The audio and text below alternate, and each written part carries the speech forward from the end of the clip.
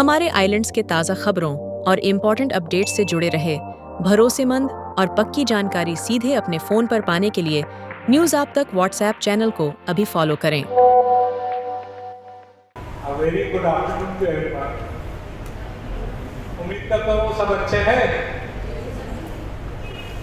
तो आज हम लोग का यहाँ गैदरिंग हो रहा है, एक अवेयरनेस प्रोग्राम आज रखे हैं। बहुत सारे टॉपिक्स हैं इस पे, जैसे पॉश के ऊपर, पॉक्स के ऊपर हो सकता है। तो आज हम जनरल टॉपिक के ऊपर बात करेंगे। हमको यहाँ बोला गया है कि I am register high court circuit bench port player. तो आज हम रजिस्टर की कैपेसिटी में नहीं आए हैं, मेंबर्स सेक्रेटरी की कैपेसिटी में आए हैं। जो हम यहाँ के सालसा है स्टेट लीगल सर्विस अथॉरिटी, उसका मेंबर सेक्रेटरी बैम्बू, in addition to register high court. तो आज हम लोग आए हैं बात करने के लिए कि हम लोग क्या सेवा प्रदान करते हैं आप लोग को। बहुत पब्लिक को,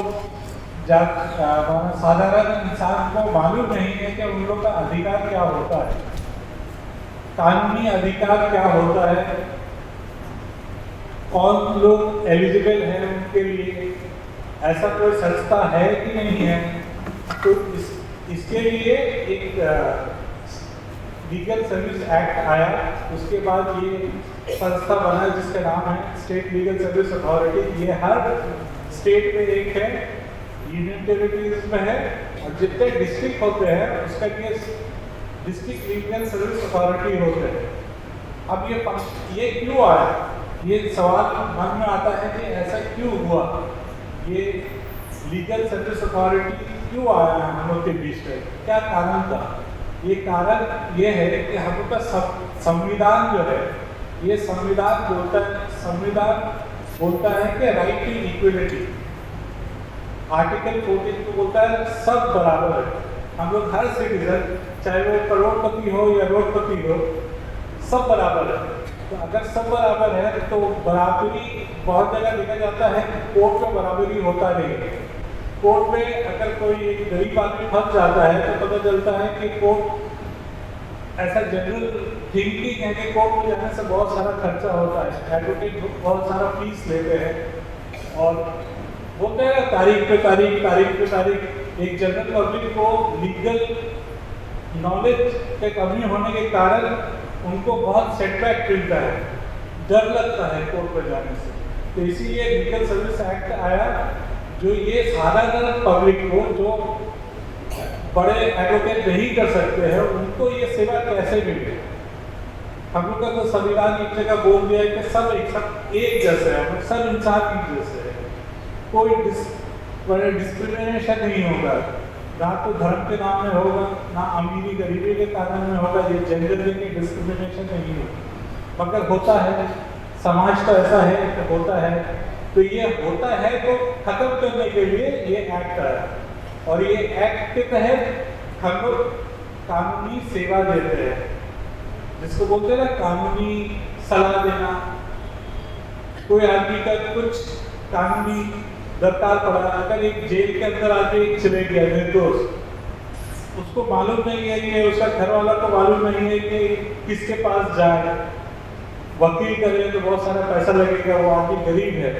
तो हर तकलीफ जो होता है, जो जिसको हम लोग बंगाल में बोलते हैं आसामी या अक्यूज या कैदी, ये हर कैदी को ये वाला सेवा फ्री में मिलता है। ये उसके ऊपर ऑप्शन है कि वो ये सेवा ले या बाहर का अपना प्राइवेट सेवा एडवोकेट के पास जाके उसका सेवा ले। तो ये अधिकार कैदी लोग के पास है कि अगर उसके पास पैसा नहीं है, उसका केस लड़ने के लिए तो साधन नहीं है, उसका मुमकिन नहीं है उसके पास कि अच्छा बड़ा एडवोकेट करे, तो वो हम लोग के पास एक एप्लीकेशन करता है, हम लोग उसको एडवोकेट देते हैं और वो एडवोकेट उसका मामला करता है। ये ऐसा नहीं कि हम लोग के पास जो पैनल एडवोकेट है वो कॉम्पिटेंट नहीं है, बहुत बेहतर एडवोकेट हम लोग देते हैं, बहुत मन लगा के काम करते हैं। और दूसरा बात यह है कि आप लोग को मालूम है कि वुमेन लोग को फ्री सेवा मिलता है। ये कितने को मालूम था?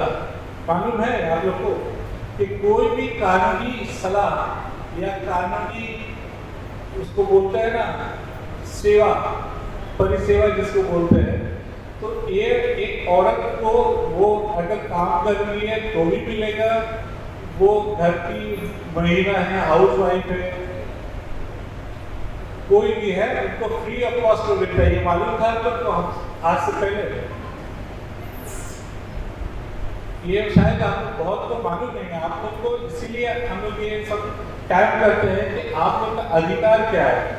एक होता है ना मौलिक अधिकार। मौलिक अधिकार क्या होता है? Fundamental rights. हम लोग पैदा होते हैं तो उसके बाद क्या होता है? हम लोग का क्या राइट्स? भगवान कुछ राइट्स देते हैं। सांस लेने का राइट टू लिव, ये मौलिक अधिकार। शेल्टर, ये मौलिक अधिकार है। घर होना चाहिए, ठीक है। तो ऐसे कानूनी अधिकार भी ये हम लोग का संविधान सबको बराबर मानता है, इसलिए अधिकार देता है। तो हम लोग जो अथॉरिटी है, दो अथॉरिटी यहाँ पर ही है ये यूनिटी पे अंडमान में। एक है स्टेट लीगल सर्विस अथॉरिटी, जिसके अंदर है डिस्ट्रिक्ट सर्विस लीगल अथॉरिटी। तो ये लोग सेवा देता है किन को? सबसे पहले जो देता है सेवा हम लोग प्रदान करते हैं जो SC/ST कम्युनिटी है, जो पिछड़े कम्युनिटी है हम लोग के बीच में, उनको हम लोग ये सेवा देते हैं बिना कोई फीस का। बिना कोई फीस का हम लोग ये सेवा देते हैं। आप लोगों को कोई भी काम हो, यहाँ तक कि जब SIR चल रहा था तो हम बहुत जगह कैंप में बोले थे कि आप लोग को कोई भी फॉर्म फिलअप करने में तकलीफ हो तो हम लोग के पास आइए। हम लोग का एडवोकेट कहीं भी होंगे तो पैरा लीगल वॉलंटियर्स, जिसको PLV बोलते हैं, बहुत जगह ग्राम पंचायत पे भी है, थाना में भी है, आप लोग को मिल जाएगा। वहाँ उनके पास जाइए, उन लोग आपको फॉर्म फिलअप कर देंगे, क्या प्रॉब्लम है बता देंगे। हो सकता है कि SIR सेंटर तक आप लोग के साथ जाए, मदद कर देंगे। तो ये सब जो है ये बिना कोई फीस, कोई रेगुलेशन हम लोग करते हैं। तो सबसे पहले हम लोग किसको सेवा देते हैं? ये जो अथॉरिटी है हम लोग देते हैं SC/ST को, जो समाज से थोड़े पिछड़े हैं, मेन स्ट्रीम में आ रहे हैं, उनको देते हैं। उसके बाद देते हैं कि हर महिला मीन्स हर महिला, वो शायद कमाए या घर में हाउस वाइफ है, साधारण नारी है, सबको सेवा देते हैं। बहुत जगह ऐसा होता है कि हस्बैंड बहुत टॉर्चर करता है, मगर डर से हम लोग खाना नहीं जा सकते हैं, आप लोग जाती नहीं है, समाज कौन आपका साथ दे? तो उसके लिए भी हम लोग सेवा देते हैं महिला लोग को। आप लोग खाना जा सकती हो, आप भेज भी रहते हैं, आपका कंप्लेंट भी देंगे। या सपोज करिए ना, आप रास्ता में जा रहे हैं, आपका मोबाइल खो गया, आप थाना गए, थाना के बाबू के पास टाइम नहीं है लिखने का FIR, तो आप क्या करेंगे? वहाँ PLV हम लोग का डिप्यूट रहता है, उनको बोलिए वो आप लोग का कंप्लेंट लिख देंगे। कुछ भी आपका पर्स चोरी हो गया, ठीक है।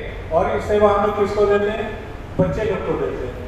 जो बच्चा है माइनर जिसको बोलते हैं, माइनर को ये सेवा फ्री ऑफ कॉस्ट में मिलता है। बहुत जगह ऐसा होता है कि माइनर लोग भी कोई हादसा का शिकार हो जाते हैं तो उनको कानूनी सेवा देना पड़ता है, तो उनको ये फ्री ऑफ कॉस्ट मिलता है। उसके बाद देते हैं ह्यूमन ट्रैफिकिंग।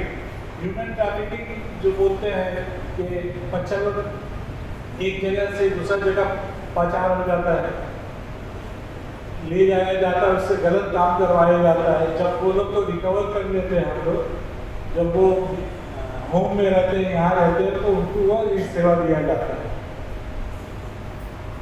उसके बाद दिया जाता है दिव्यांग जो है, स्पेशल जो इंसान स्पेशल एबिलिटी के साथ जन्म लेते हैं या मेंटली इलनेस के साथ जन्म लेते हैं, उन लोग को ये सेवा पूरा दिया जाता है, फ्री ऑफ कॉस्ट पे दिया जाता है। और उसके बाद दिया जाता है कि नेचुरल डिजास्टर जहाँ होता है, कैलेमिटीज जिसको बोलते हैं, प्राकृतिक दुर्घटना जैसा सुनामी आ गया। स्वागत करेंगे Mrs Uma Devi CDPO A.K. Vishwas, sir, probation officer. Dr. Shweta, probation officer.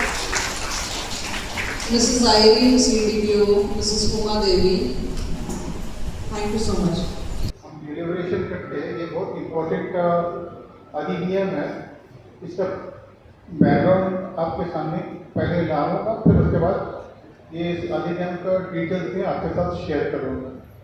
सबसे पहले देखिए जो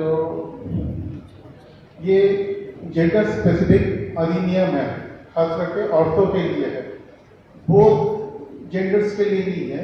ये protection of women's at work place के कॉन्टेक्स्ट में ये आइन बनाया गया है। देखिए आज के दिन में बहुत सारे फीमेल फोक्स जॉब में, प्रोफेशन में in droves they are coming into the profession, joining the mainstream. तो उन लोगों का कॉन्स्टिट्यूशनल राइट, हाँ, और इंक्लूसिव ग्रोथ करने के लिए सरकार ने ये कानून 2013 में लागू किया गया।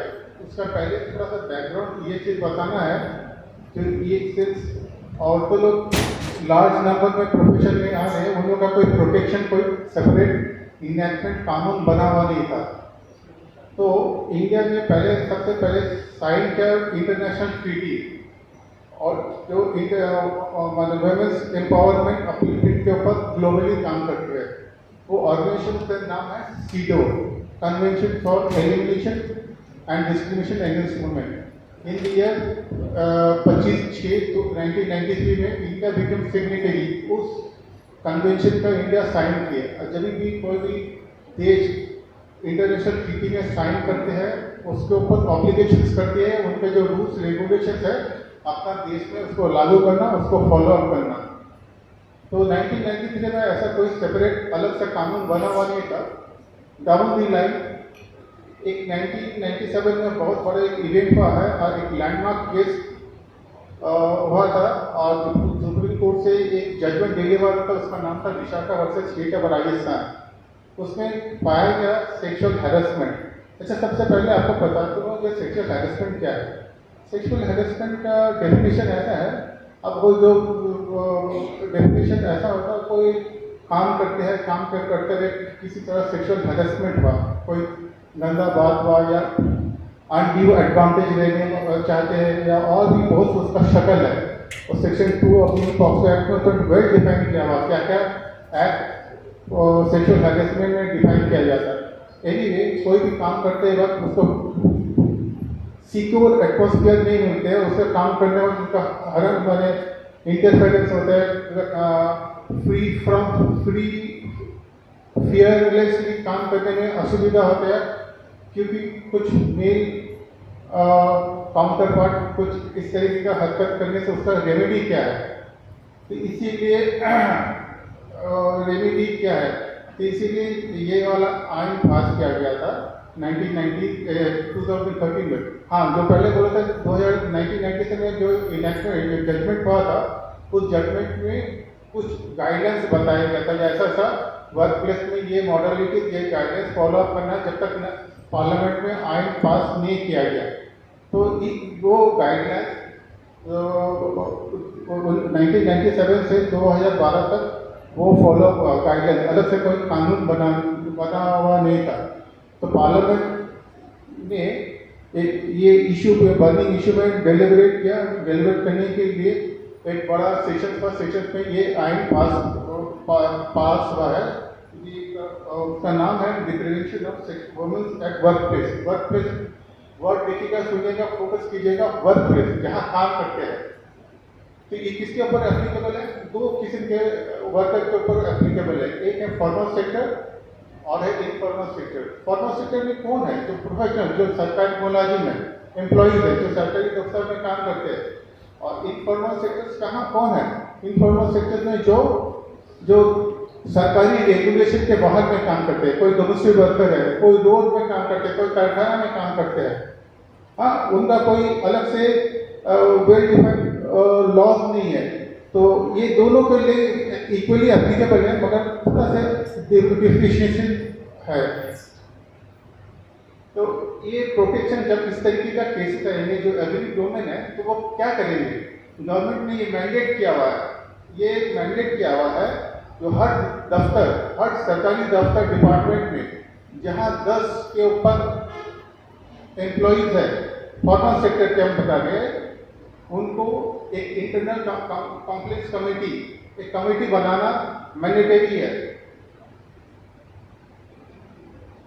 और जो इनफॉर्मल सेक्टर में है उनका ये डिस्ट्रिक्ट लोकल कमेटी बनना जरूरी है। तो इंटरनल कॉम्प्लेक्स कमेटी क्या वो कैसा फॉर्मेशन होता है, वो जो एम्प्लॉयर है ये कमेटी बनाएंगे। कमेटी में minimum 50% of the members should be women, और जो सीनियर मोस्ट मेंबर है female member, he should be the chairman of the committee. और ये मेंबर का 3 साल का टीन्योर रहता है। तो इसी तरह ये कमेटी बनता है। इस कमेटी में कोई भी वुमेन्स, कोई भी औरतें अगर किसी का सेक्सुअल हैरेसमेंट का इंसिडेंट हुआ, कोई काम करते हुए किसी तरह ऐसा इंसिडेंट हुआ, तो उसका फोरम है, आप एक कंप्लेंट कीजिएगा टू दी कमेटी।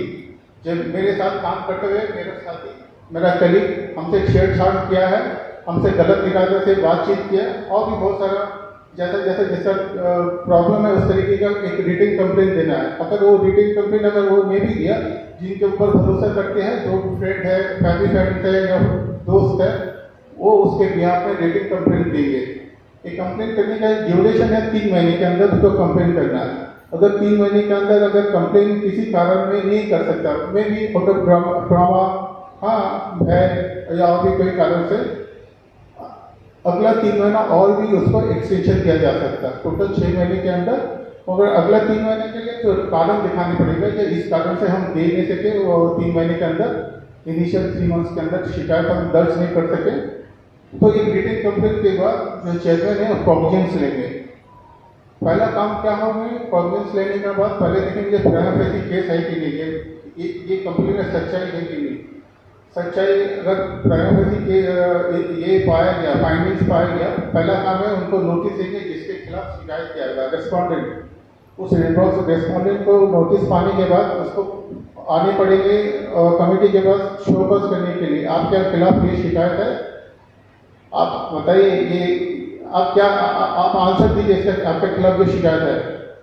तो ये नोटिस देने के बाद सबसे पहला काम है जो एग्रीड वुमेन है, वो उनके इनिशिएटिव से पहले एक रिकंसिलिएशन का एक प्रोसेस है।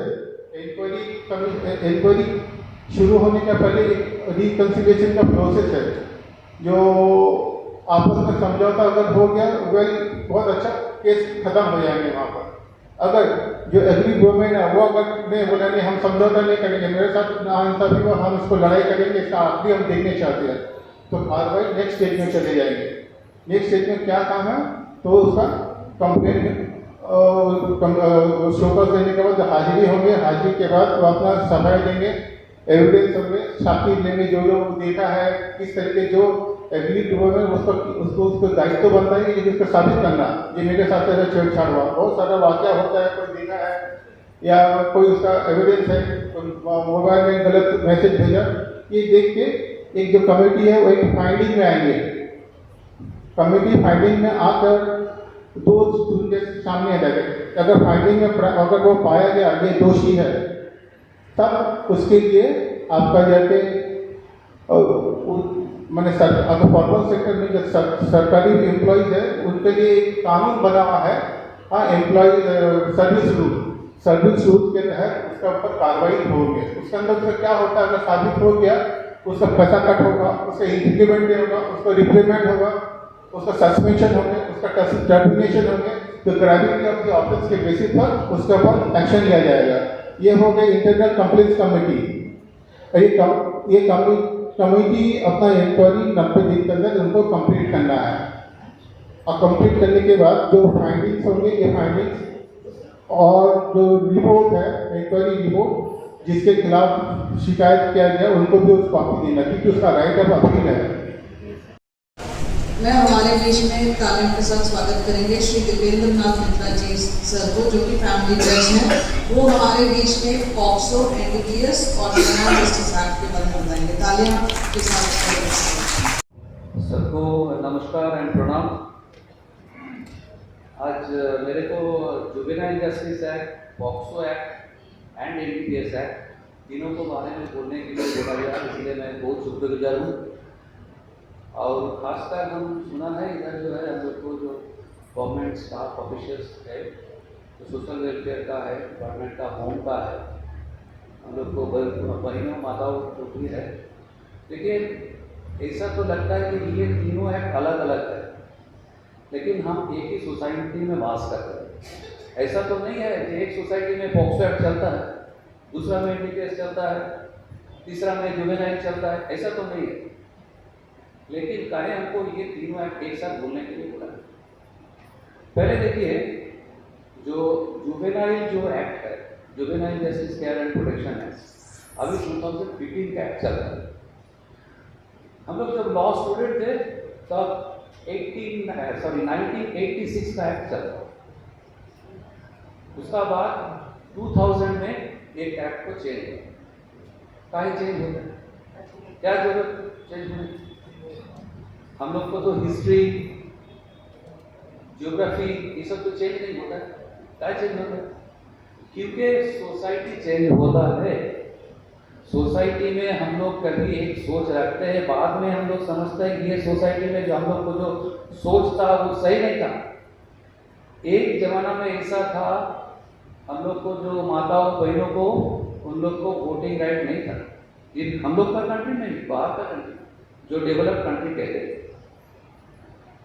और 1986 का जो एक्ट है, इस एक्ट आने से पहले भी कुछ हिस्ट्री है, हिस्ट्री नहीं है ऐसा नहीं है।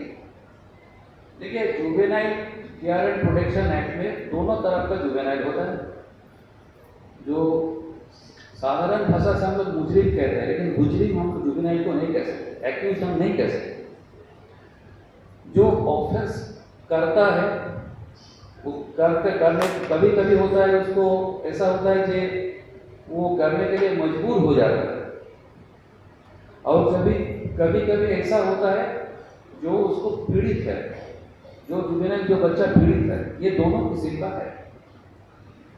तो पहले हम लोग को जो इंडियन पेनल कोड था, इंडियन पेनल कोड में सेक्शन 82 से 84(5) जो सेक्शन थे, उनमें था जो जुवेनाइल ऑफेंस करने से उसको किस ढंग से देखा जाएगा।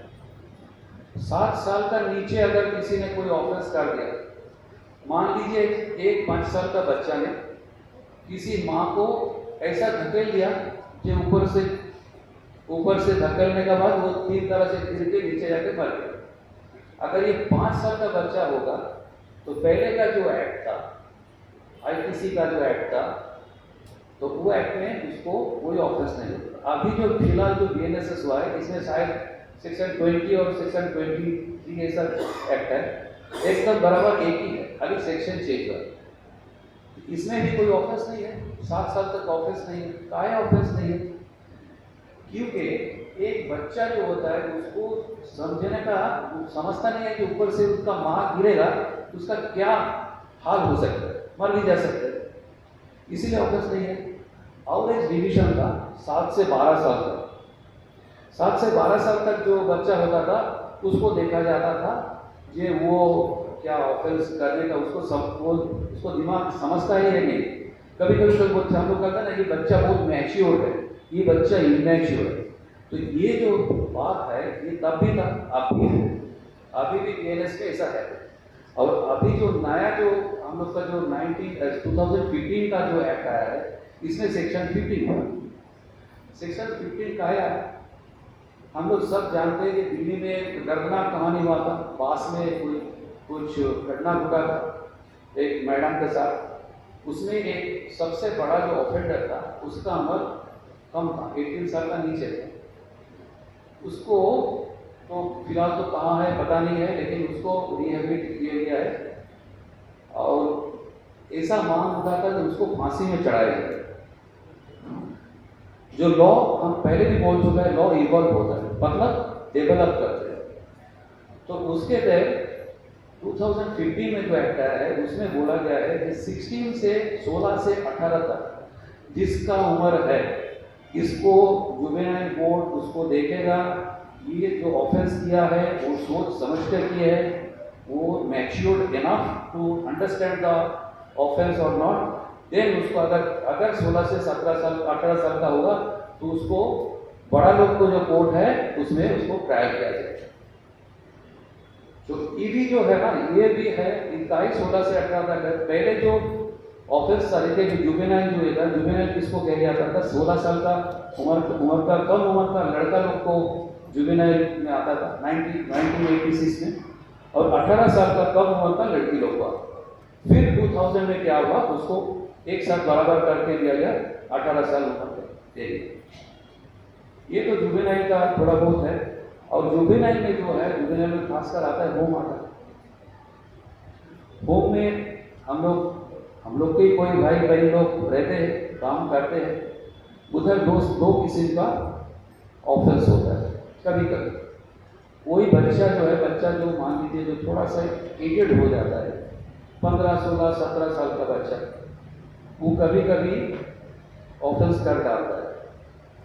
जो छोटा बच्चा रहता है उसको साथ कभी कभी सोडोमी हो जाता है। ऐसा नहीं होता है, नहीं कहेंगे हम लोग, फिलहाल पोर्टवेयर में हमको सुना नहीं ऐसा कभी हुआ है, लेकिन मेनलैंड में कभी कभी मैंने भी बहुत सारी जगह विजिट किए हैं, देखे, तो उधर हो जाता है। ये जो ऑफेंस है, इसको रोकने का काम जो होम में है उनको जिम्मेदारी है। और एक चीज़ है, अभी पॉक्सो आ जाता है इसमें।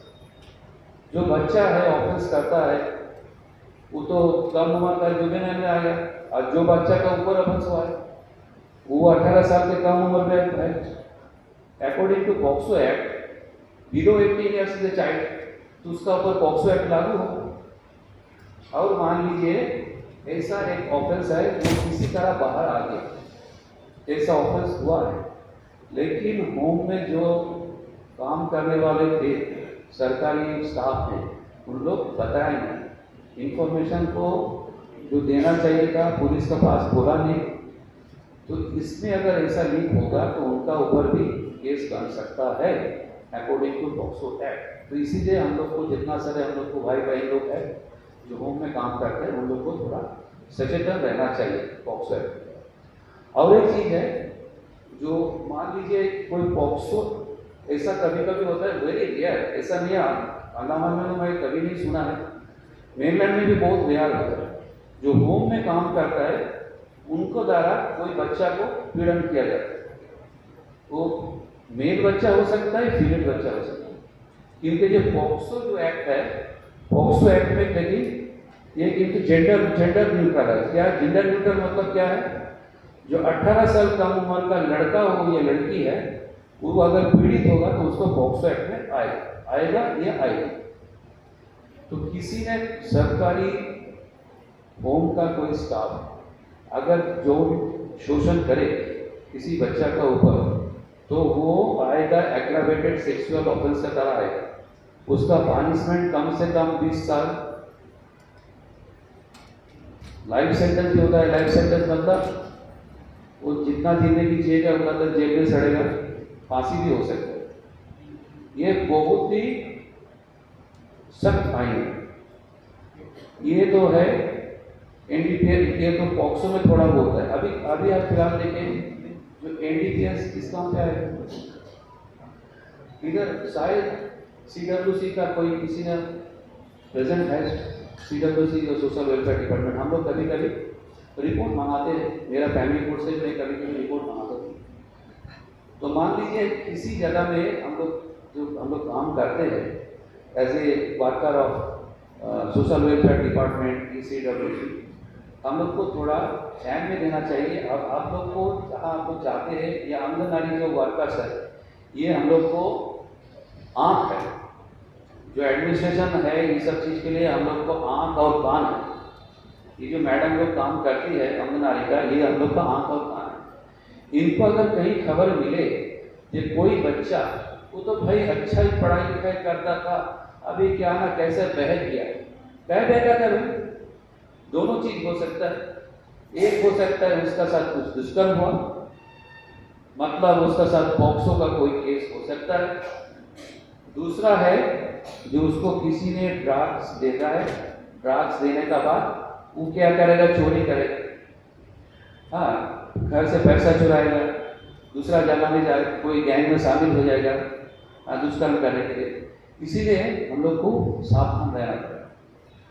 और एक चीज़ है, जो छोटा बच्चा से थोड़ा ऊपर वाला बच्चा है, मान लीजिए जिसका उम्र 18 से ज़्यादा है लेकिन 25 से कम है, अभी पढ़ाई कर रहे हैं, पढ़ाई खत्म होने वाला है और थोड़ा सा फ्रस्ट्रेशन है। आजकल तो हम लोग का ज़माना का तरह नहीं है। हम लोग के ज़माने में हम लोग जो है गैजेट ले लेते, कहाँ नौकरी का मिलता है, एडवर्टाइजमेंट मिलता था, हम लोग डालते थे, सब ने किया है हम लोग।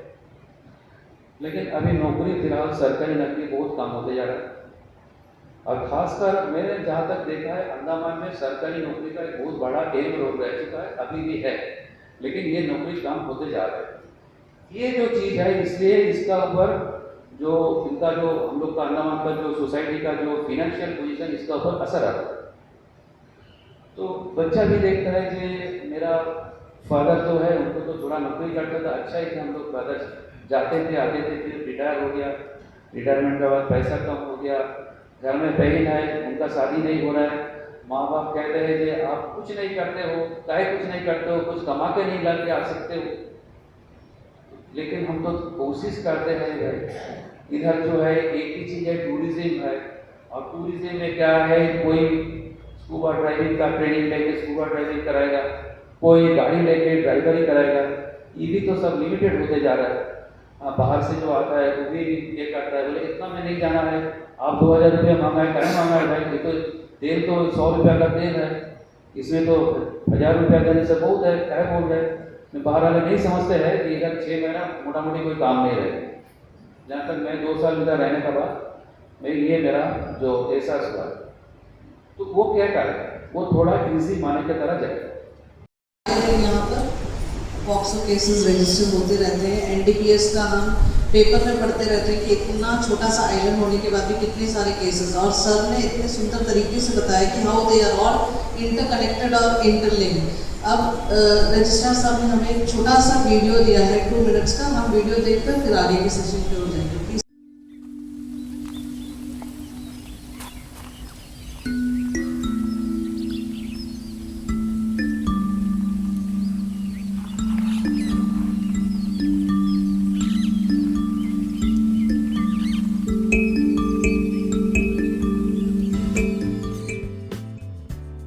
Hello, my name is Anu. I study in 4th class.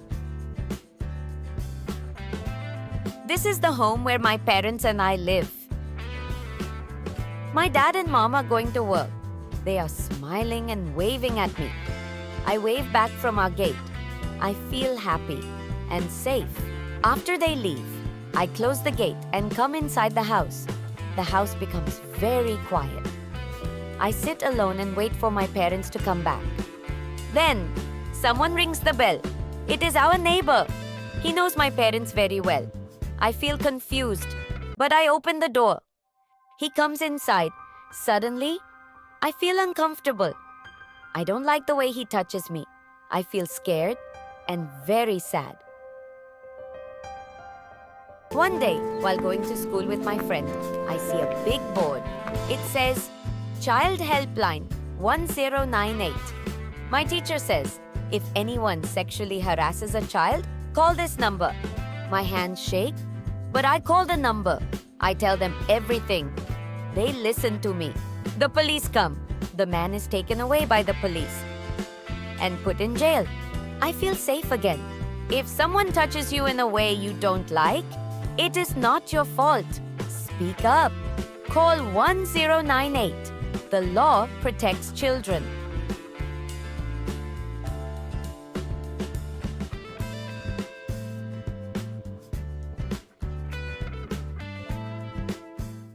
आग्रह करूंगी Shri Jayanti Mukherjee, learned judicial magistrate first class second court से, कि वो आकर आप लोगों को कुछ सेफगार्ड्स के बारे में बताएं जो क्रिमिनल लॉज के अंदर आते हैं। मेरा जो जुवेनाइल जस्टिस बोर्ड का प्रिंसिपल मजिस्ट्रेट होने का नाते जुवेनाइल जस्टिस के बारे में मैडम लोग बहुत कुछ काम करते हैं, इसलिए हम आपको स्पेशली शुक्रिया अदा करते हैं। आप लोग सुने हैं रजिस्टर सर से, लर्नड डिस्ट्रिक्ट एंड सेशनल जज से एंड लर्नड फैमिली जज से बहुत सारा एक्ट्स के बारे में पहले हम लोग सुने हैं कि SLA से क्या है, DLA से क्या है, उनका का फंक्शनिंग क्या है। फिर आप लोग सुने हैं कि अगर वर्क प्लेस में सेक्सुअल हैरेसमेंट होता है तो उसको उस ग्रीवांस को आप लोग कैसे रिड्रेसल करेंगे, वो लॉर्ड डिस्ट्रिक्ट एंड सेशंस जज ने आपको बहुत बारीकी से बताएं और उम्मीद है आप इसको ख्याल रखिएगा और अपना जो वर्क प्लेस है उसको वहाँ इम्प्लीमेंट हो रहा है कि नहीं हो रहा है इस बारे में आप लोग जानकारी जुटाएंगे लेंगे। और अगर नहीं है कहीं तो उसका रिपोर्ट एडमिनिस्ट्रेशन को कीजिएगा या तो चल के एनजीओ को करेंगे, एनजीओ जाके एडमिनिस्ट्रेशन को करेंगे और अगर सेटअप नहीं है तो वहाँ बनेगा। और उसके बाद लॉर्ड फैमिली जज ने आपको 3 एक्ट के बारे में बताए हैं, juvenile justice act, NDPS act and POCSO act. यहाँ बहुत माताएं बहनें हैं, specially POCSO and JJB act उनके लिए बहुत कारगरी है। तो पॉक्सो एक्ट के बारे में और JJB एक्ट के बारे में जो बोला गया है ये मेरा उम्मीद है कि हम लोग का यहाँ आना तभी सफल रहेगा कि आप लोग इसको सुनेंगे। सुनने का बाद अगर कोई कल्प्रिट ऐसा कुछ करता है उसको आप लोग जब स्पेयर नहीं कीजिएगा, कंप्लेंट लॉन्च कीजिएगा, तब हम लोग सोचेंगे कि हम लोग का यहाँ आना सफल हुआ। तो हम कंप्लेंट से ही शुरू करते हैं कि ये जो कंप्लेंट है, how to launch a complaint in respect of any criminal matters. अगर कोई क्रिमिनल एक्टिविटी होता है तो इसका कंप्लेंट हम लोग कैसे लॉन्च करेंगे। मैडम किसी को देखिए ना माइक, ये थोड़ा अवेयरनेस कैंप है। अगर आप लोग हम लोगों का आवाज़ आप लोग को तरफ ना से आप लोग से भी कुछ ना आए तो ये कुछ नहीं रहेगा। तो कैसे हम लोग कंप्लेंट लॉन्च करते हैं, कोई भी अगर हम हेल्प करेंगे। ऐसा नहीं है कि हम आपसे सुनना चाहते हैं। जैसे हम लोग ओरली कंप्लेंट कर सकते हैं, थाने में जाके कर सकते हैं ना, थाने में जाके हम लोग कंप्लेंट लिखेंगे, उसके साथ क्या हुआ, कौन करे, कौन मतलब उसको परेशान करते तो हैं। आप ओरली कंप्लेंट कर सकते हैं, थाने में चल। जी हाँ, जाके कर सकते हैं। अगर आप अस्पताल में आपको मारे हैं, आपका लेबर में बहुत मारे हैं, ठीक है, आप अस्पताल में भर्ती है, आप कैसे कंप्लेंट लॉन्च कीजिएगा? हॉस्पिटल में जाते समय तो पुलिस वाला आके उन लोग कंप्लेंट लिखते हैं, डॉक्टर लोग ही उन लोग को बुलाते हैं। एक एब्सोल्युटली राइट। जब आप डॉक्टर को बोलिएगा कि मेरा साथ ऐसा हुआ है, आपको मारपीट किया है, तो अस्पताल का जो एडमिनिस्ट्रेशन है पुलिस को खबर देगा, पुलिस का अधिकारी वहाँ आएगा और आपका फर्द बयान वहाँ लेगा, वहाँ में लेके वहाँ रिकॉर्ड होगा।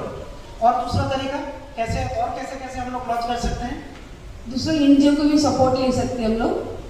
हाँ वो तो है जी, तो हम लोग लिख के भी रिटन कंप्लेंट भी थाने में दे सकते हैं। दे सकते हैं। थाने में हम किया लेकिन मेरा कंप्लेंट पुलिस वाला नहीं लिया, तब हम क्या करेंगे? इसे मीडिया वालों की सपोर्ट कर सकते हैं, उनको बुला सकते हैं, उनका द्वारा। मीडिया तो बाद में, लेकिन मेरा क्या कानूनी अधिकार है? क्रिमिनल तो हमको क्या अधिकार दिया है? हम पुलिस का जो ऊर्ध्वतन अधिकारी है, सुपरिटेंडेंट ऑफ पुलिस, उसको हम चिट्ठी लिख सकते हैं कि मेरा ये कंप्लेंट है लेकिन थाने में हम दिए थे, सपोर्ट नहीं करे, फिर हम लोग को तो हाँ पुलिस कोई मदद नहीं किया, इसके ऊपर कार्रवाई हो जाए।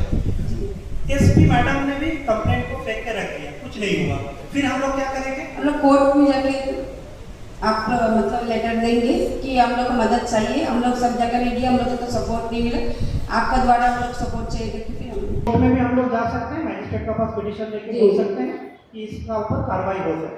और कोर्ट में भी मैजिस्ट्रेट अगर उसमें ये होगा, मेरिट होगा, तो उसका ऊपर इन्वेस्टिगेशन का आदेश हो सकता है। अच्छा सोचिए, बस में हम लोग यहाँ पोर्ट ब्लेयर से चढ़े हैं और बीच में कहीं 12 टांग में आपका साथ कुछ चोरी वगैरह कुछ हो गया, तब और आप जाना चाहते हैं मायाबंदर में, तब कहाँ कंप्लेंट लॉन्च कीजिएगा? जहाँ में हम लोग का ये वही 12 टाइम में हम लोग कंप्लीट करेंगे जाके। और किसी का इसका ऊपर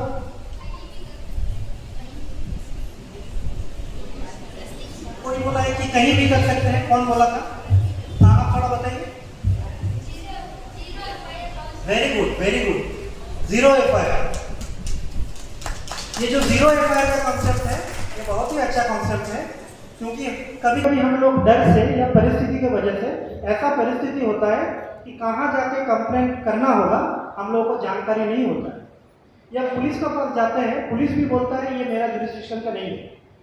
2 जुरिस्डिक्शन अगल बगल में है, यहाँ का भी थाना जाता है, दूसरा का भी थाना आता है, पुलिस आप थाने में जा रहे हैं, पुलिस घुमा रहे हैं, तो ये आपका अधिकार है, किसी भी जगह में जाके आप 0 FIR लॉन्च कर सकते हैं। और ये 0 FIR को थाना जहाँ का जुरिस्डिक्शन का थाना है, PS है, एक 0 नंबर दे के उसको फॉरवर्ड कर देगा उस थाना में। तो आपका अधिकार प्रोटेक्टेड है, आप कहीं भी जाके इस संदर्भ में आप रिपोर्ट लिखा सकते हैं। तो देखिए हम लोग ये जो कंप्लेंट के बारे में बोले, इसमें कंप्लेंट में FIR भी होता है, कभी कभी NCIR भी बोलते हैं, NCR भी बोलते हैं।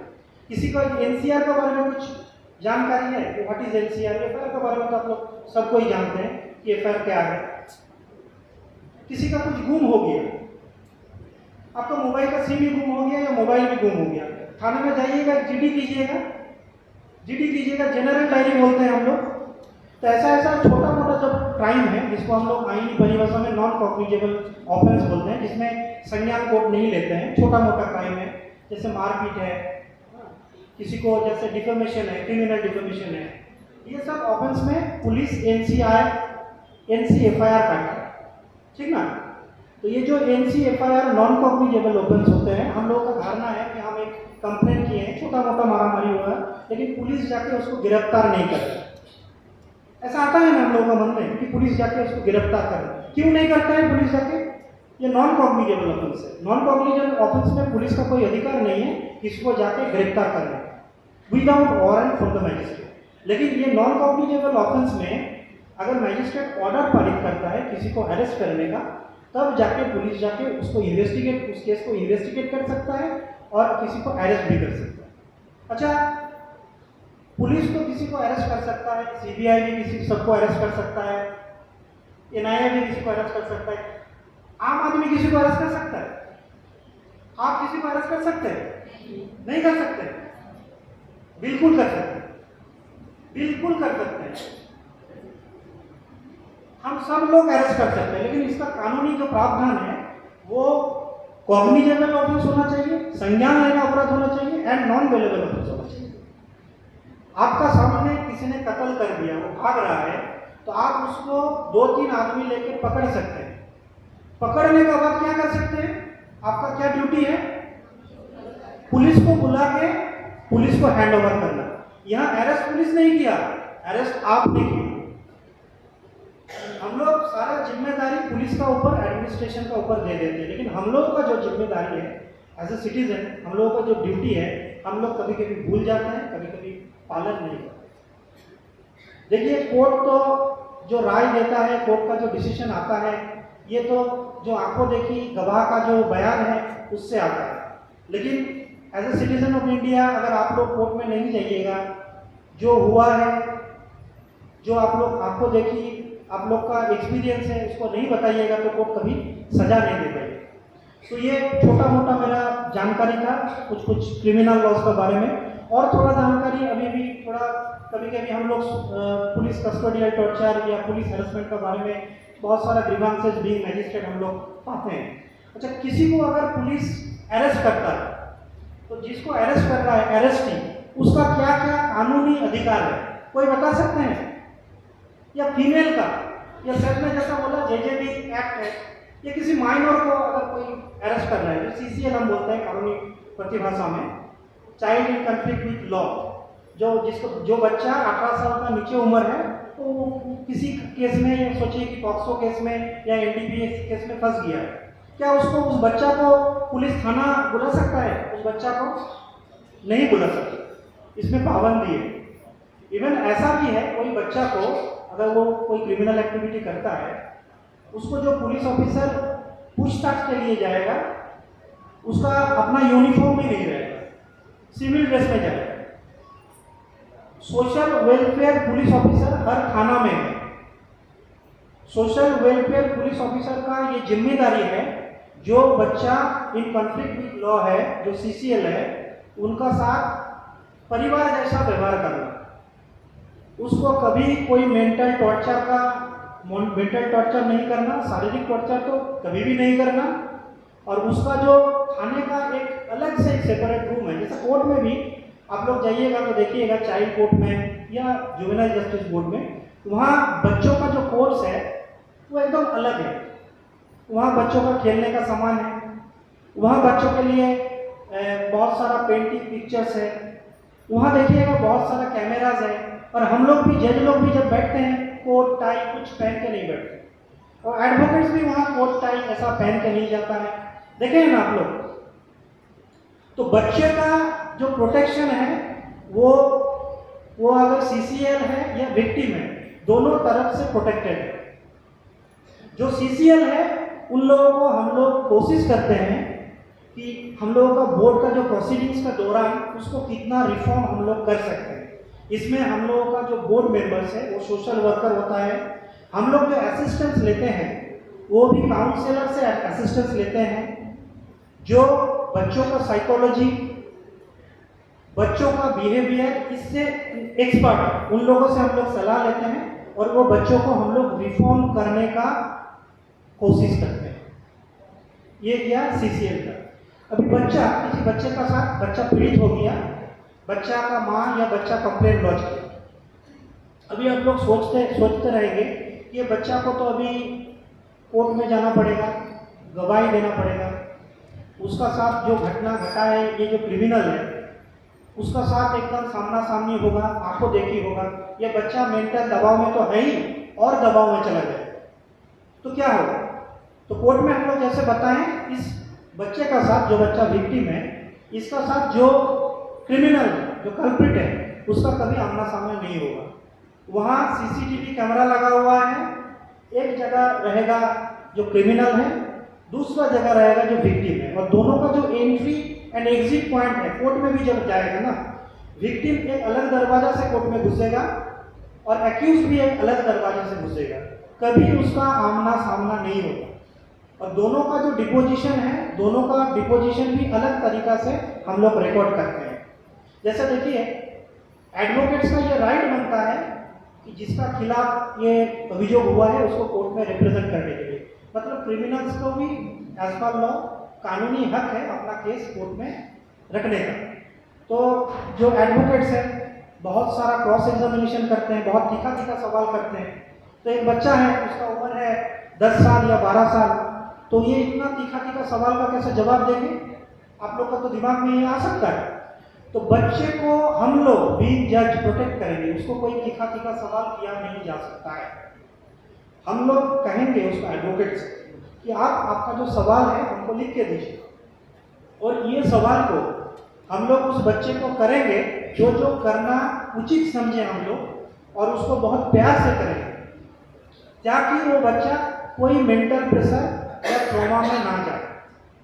तो ये जो child atmosphere, child friendly atmosphere है, ये जेजेबी में, चाइल्ड कोर्ट में या वल्नरेबल विटनेस डिपोजिशन काउंटर में हम लोगों का कोर्ट में अभी है, हर जगह उपलब्ध है।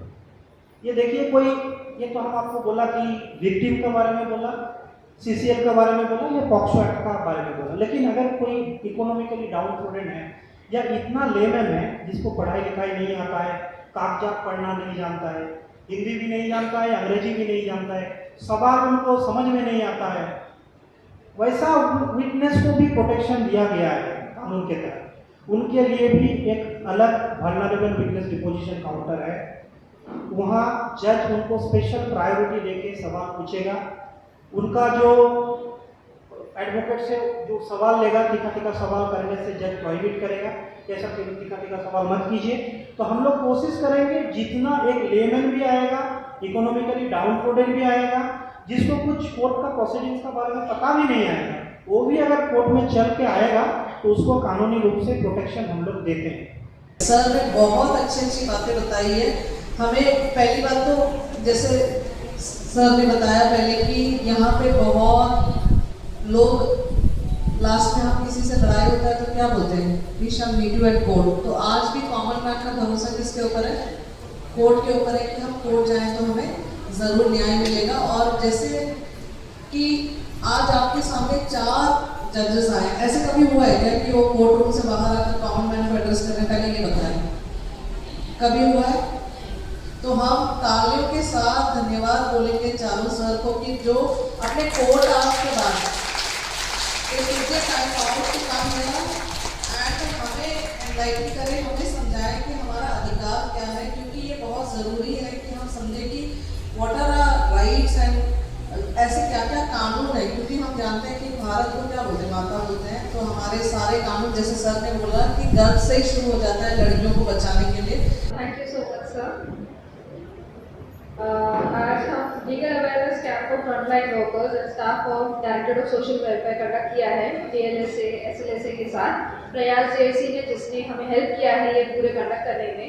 ग्राउंड लेवल में हमारी आंगनबाड़ी वर्कर्स ही हैं जो ये सारे स्कीम्स, ये सारे लॉस के बारे में बताती है कॉमन लोगों को और उन्हें हमारे सामने लेकर आती है। तो ये काफ़ी ज़रूरी था कि इतना बड़ा प्रोग्राम कंडक्ट हो। मैं स्पेशली थैंकफुल हूँ हमारे चारों जजेस के लिए जिन्होंने आज हमारे लिए अपना टाइम निकाला और यहाँ पे आए। Registrar sir Rashid Alam sir, high court and Calcutta, additional district and sessions जज नियाज आलम सर, फैमिली जज श्री दीपेंद्रनाथ मित्रा, श्री जयंत मुखर्जी सर, आप चारों को मेरा तहे दिल से धन्यवाद किया। स्पेशली आपने ग्राउंड लेवल में आके हम सबके लिए टाइम निकाला, क्योंकि ऐसे इंटरेक्टिव सेशंस हमें मिलते नहीं हैं, हमें सीखने को नहीं मिलता है इतने क्लोज किसी जज से होकर।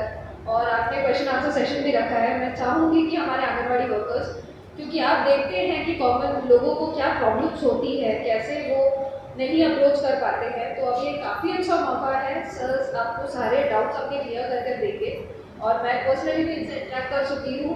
वो बहुत अच्छे से आपको गाइड करेंगे कि आपको क्या करना चाहिए, कैसे आपके साथ, आपके किसी फ्रेंड के साथ अगर कुछ गलत हुआ है तो उसे कैसे बचा सकते हैं और ग्राउंड लेवल में आप कैसे उसे SLSA तक पहुंचा सकते हैं, या फिर आप हमारे women helpline, one stop centre या मिशन शक्ति जिसके अंदर बहुत सारे स्कीम्स हैं उसके थ्रू हम SLSA या प्रयास JAC को अप्रोच कर सकते हैं।